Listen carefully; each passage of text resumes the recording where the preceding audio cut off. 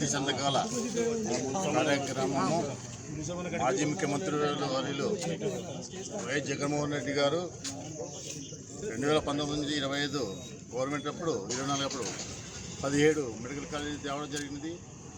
దానికి సుమారుగా ఒక్కొక్క కాలేజీకి 60 ఎకరాల చొప్పున 5,300 కోట్లు ఖర్చు పెట్టి బిల్డింగ్ కన్స్ట్రక్షన్ చేయడం జరిగింది. దాంట్లోనే 2 మెడికల్ కాలేజీ కూడా ఓపెన్ అయ్యి 500 పడకల ఆసుపత్రి కూడా ఓపెన్ అయినాయి.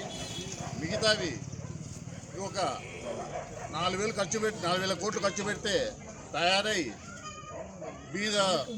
బీదలకు అట్లే మధ్యతరగతి వ్యక్తులకు మెడికల్ సీట్లు కానీ ఆరోగ్యపరమైన కానీ అన్ని విధాలుగా లాభాలు ఉంటాయి. దాన్ని పీపీపీ కింద తీసుకుని వచ్చి ప్రైవేట్ వాళ్ళకి ఇస్తే దాంట్లో అదొక కార్పొరేట్ హాస్పిటల్గా తయారయ్యి అంత మోసాలు అంత బీదలకంత కష్టాలు జరుగుతాయని చెప్పేసి